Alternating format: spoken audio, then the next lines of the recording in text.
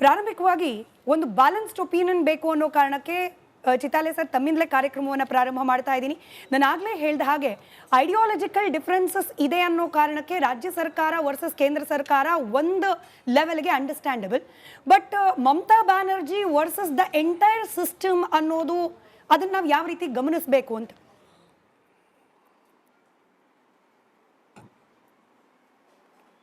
Madam ನಮಸ್ತೆ. ನೋಡಿ, ಒಂದು 4 ತಿಂಗಳ ಹಿಂದೆ ತಮ್ಮ ಗಮನಕ್ಕೆ ಬಂದಿರ್ಬೋದು, BL ಸಂತೋಷ್ ಅವರು ಒಂದು ಹೇಳಿಕೆಗಳನ್ನು ಕೊಟ್ಟಿದ್ದರು. ಇದು ಭಾರತೀಯ ಅಸ್ಮಿತೆಗೆ, ಭಾರತೀಯ ದೃಢತೆಗೆ ಮತ್ತು ಭಾರತಕ್ಕೆ ಬರುವ ಶಾಂತಿಗಾಗಿ ಚುನಾವಣೆ ಇದೆ. ಇದು ನಾರ್ಮಲ್ ಸ್ಟೇಟ್ ಚುನಾವಣೆ ಎಲ್ಲೆಲ್ಲ ಆಗ್ತದೆ ಹಂಗೆ ಚುನಾವಣೆ ಇಲ್ಲ. ಅದರದ್ದೊಂದು ಹಿನ್ನೆಲೆ ಇದೆ ಮೇಡಮ್. ನೋಡಿ, ಕರ್ನಾಟಕದ ಜನತೆಗೆ ಬಂಗಾಲ್ ಅಂದರೆ ಏನು, ವೆಸ್ಟ್ ಬೆಂಗಾಲ್ ಅಂದ್ರೇನು, ಅಲ್ಲಿಯ ಪರಿಸ್ಥಿತಿ ಏನಿದೆ. ನಾನು ಸ್ವತಃ 21ರ ಚುನಾವಣೆ ಹೋಗಿದ್ದೆ, ಅದಕ್ಕಿಂತ ಮುಂಚೆ 15ರ ಚುನಾವಣೆ ಹೋಗಿದ್ದೆ. ಈಗಲೂ ಕೂಡ ನಾನು ನಾರ್ತ್ ಬೆಂಗಾಲ್ ಮತ್ತು ಸೌತ್ ಬೆಂಗಾಲನ್ನು ಹೋಗಿ ಬಂದೆ. ಅಲ್ಲಿ ಏನಾಗ್ಬಿಟ್ಟಿದೆ ಅಂತಂದರೆ ಟೋಲಾಬಾಜಿ, ಆ ನಂತರ ಸಿಂಡಿಕೇಟ್, ಆ ನಂತರ ಅಲ್ಲಿರುವ ರಿಗ್ಗಿಂಗ್, ಛಾಪಾ ವೋಟಿಂಗ್, ಈಗ ಆ ಥರ ಒಂದು ಗುಂಡಾಯಿಸಮ್ ಏನಿದೆಯಲ್ಲ, ಯಾವ ರಾಜ್ಯದಲ್ಲಿಲ್ಲ, ಯಾವುದೇ ರಾಜ್ಯದಲ್ಲಿ ಈ ಥರ ಚುನಾವಣೆ ನಡೆದಿಲ್ಲ. ಆ ಥರ ಒಂದು ದಬ್ಬಾಳಿಕೆ ಅಲ್ಲಿ ನಡೀತಾ ಇದೆ. ನೀವು ರಿಪೋರ್ಟರ್ ಆಗಿ ಅಲ್ಲಿ ನನಗೆ ತುಂಬ ದುಃಖ ಆಗ್ತದೆ. You can contact Republic Bangla channel ಮೇಲೆ ಏನಿಲ್ಲ ಅನ್ನೋ ಒಂದು 500 ಕೇಸಸ್ಗಳನ್ನು ಹಾಕಿದ್ದಾರೆ ಅಲ್ಲಿ. ಅಂದರೆ ವಾಕ್ ಸ್ವಾತಂತ್ರ್ಯನೇ ಇಲ್ಲ ಅಲ್ಲಿ. ಏನಿದ್ದಿದ್ರು ಕೂಡ ಅಲ್ಲಿರುವ ಸಿಂಡಿಕೇಟ್ ನಡೆಸಬೇಕು, ಅಭಿಷೇಕ್ ಬ್ಯಾನರ್ಜಿ ನಡೆಸಬೇಕು ಮತ್ತು ಮಮತಾ ಬ್ಯಾನರ್ಜಿ ನಡೀಬೇಕು. ಹಂಗಿದ್ದಾಗ ಈಗ ಏನಾಗ್ಬಿಟ್ಟಿದೆ ಅಂತಂದರೆ 21ರ ಚುನಾವಣೆ ನಂತರ ರಾಷ್ಟ್ರಪತಿ ಆಳ್ವಿಕೆ ಯಾಕಾಗಿಲ್ಲ ಪೋಸ್ಟ್ ಪೋಲ್ ವೈಲೆನ್ಸ್ಗೆ ಅಂತಂದ್ರೆ, ಬಂಗಾಲದ ಜನತೆಗೆ ತಯಾರು ಮಾಡಿ ಬಂಗಾಲದ ಜನತೆಯೇ ಬಂಗಾಲದ ಚುನಾವಣೆ ಆಗಬೇಕು, ಬಂಗಾಲದ ಜನತೆನ ಈ ಸರ್ಕಾರನ ಹೊರಗಡೆ ಹಾಕಬೇಕು ಅಂತ ಒಂದು ವಾತಾವರಣ ನಿರ್ಮಾಣ ಮಾಡಿ ಈಗ ಪಲ್ಟಾನೋ ದರ್ಕಾರ್ ಚಾಯ್ BJP ಸರ್ಕಾರ 26 ನಿರ್ವಾಚನ TMC ವಿಸರ್ಜನೆ ಅಂತ ಬಂಗಾಲಿಲಿ ಹೇಳ್ತಾ ಇದ್ದಾರೆ. ಸರಿ, ಪದ್ಮಫೂಲ್ ವರ್ಸಸ್ ಜೋಡ್ ಫೂಲ್. ಪದ್ಮಫೂಲ್ ಅಂದರೆ ಕಮಲ, ಜೋಡ್ ಫೂಲ್ ಅಂದರೆ TMCಯ 2 ಹೂವಿನ ನಾಣ್ಯ. ಅದು ಈ ಥರದ ಭಯದ ವಾತಾವರಣ ಎಷ್ಟು ದಿವಸ ಅಂತ ಬಂಗಾಲಿ ಜನರು ಸಹನೆ ಮಾಡ್ತಾರೆ. ಈ ಭಯಕ್ಕೆ ಒಂದು ಹಾದಿ ಬೇಕಂತ 94% ಪೋಲಿಂಗ್ ಆಗಿದೆ. ನಾನು ಹೇಳ್ತೇನೆ ಮೇಡಮ್, ಕೂಚ್ ಬಿಹಾರ್, ಅಲಿಪುರ್ದ್ವಾರ್, ಜಲ್ಪಾಯ್ಗುಡಿ, ಡಾರ್ಜಿಲಿಂಗ್, ಆಮೇಲೆ ಬೀರ್ಭೂಮ್ ಇಂಥ ಡಿಸ್ಟಿಕ್ಗಳಲ್ಲಿ TMCಯ ಸಪಾಟಾಗಿದೆ. TMC ಫಾಕಾ ಹೋಟ್ ಪಾಬೆ ಅಂತ ಮಾತಾಡೋಣ ಸರ್. ಚುನಾವಣೋತ್ತರ ಸಮೀಕ್ಷೆ ಅದ್ರ ಬಗ್ಗೆ ಕೂಡ ಮಾತನಾಡೋಣ.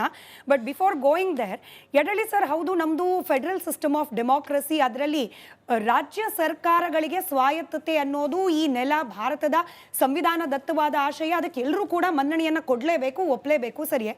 But state should be above everybody. State should be above the centre. State should be above the central agencies. ಇಂಥ ಮನಸ್ಥಿತಿ ಪಶ್ಚಿಮ ಬಂಗಾಳದಲ್ಲಿ ಕಾಣೋಕೆ ಸಿಗ್ತಾ ಇದೆಯಾ ಇಲ್ವಾ ಅನ್ನೋದು ನನ್ನ ಬೇಸಿಕ್ ಪ್ರಶ್ನೆ.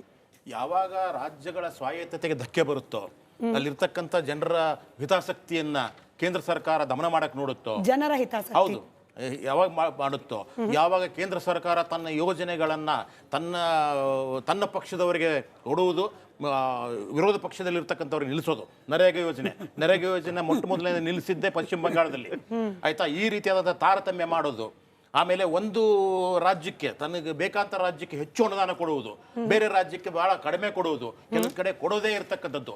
ಯಾವಾಗ ಕೇಂದ್ರ ಸರ್ಕಾರ ಈ ರೀತಿ ತಾರತಮ್ಯ ಮಾಡುತ್ತೋ, ಯಾವಾಗ ತನ್ನ ಏಜೆನ್ಸಿಗಳನ್ನ ED ITಗಳನ್ನ ಬಿಟ್ಬಿಟ್ಟು ಅಲ್ಲಿರ್ತಕ್ಕಂಥವ್ರಿಗೆ ಕಿರುಕುಳ ತೊಂದರೆ ಕೊಡೋಕೆ ಪ್ರಯತ್ನ ಮಾಡುತ್ತೋ, ಆವಾಗ ಯಾವತ್ತೂ ಸಹಿತ ರಾಜ್ಯ ಸರ್ಕಾರಗಳು ತಿರುಗಿ ಬೀಳ್ತವೆ. ಅದಕ್ಕೆ ದೆಹಲಿ ಅಷ್ಟೇ ಅಲ್ಲ, ಕರ್ನಾಟಕದವರು ಸಹಿತ ಅಲ್ಲಿ ಹೋಗ್ಬಿಟ್ಟು ಧರಣಿ ಮಾಡಕ್ಕೆ ಶುರು ಮಾಡಿದ್ದು ಯಾವುದಕ್ಕೋಸ್ಕರ? ಕೇಂದ್ರ ಸರ್ಕಾರದ ದಬ್ಬಾಳಿಕೆಯಿಂದಾಗಿ. ಆದ್ದರಿಂದ ನೀವು ಫೇರ್ ಆಗಿದ್ರೆ, ಕೇಂದ್ರ ಸರ್ಕಾರ ಸರಿಯಾಗಿದ್ರೆ ಆಗ್ತಿರ್ಲಿಲ್ಲ. ಆಮೇಲೆ ಇಷ್ಟೊತ್ತು ಅವ್ರು ಹೇಳಿದ್ರೆ ನಾನು ಕೇಳಿದೆ, ಆಯ್ತಾ. ಆಕಸ್ಮಿಕವಾಗಿ ಆ ಥರ ಇದ್ದಿದ್ರೆ, ಗೂಂಡಾಗರಿ ಇದ್ದಿದ್ರೆ 15 ವರ್ಷದಿಂದ 3 ಸರ್ತಿ ಒಬ್ಬರೇ CM ಆಗಿ ಸಾಧ್ಯತೆಗಳು ಇರಲಿಲ್ಲ. ಯಾವತ್ತೂ ಜನರು ಎತ್ತಿ ಬಿಸಾಕ್ಬಿಡ್ತಾ ಇದ್ರು. ಆದರೂ ಸಹಿತ ಹಿಂದ್ಗಡೆ ಇರ್ತಕ್ಕಂಥದ್ದು ಕಮ್ಯುನಿಸ್ಟ್ ಸರ್ಕಾರ 30-40 ವರ್ಷಗಳ ಕಾಲ ಅಲ್ಲಿ ಬೇರೆ ಬಿಟ್ಟಿತ್ತು.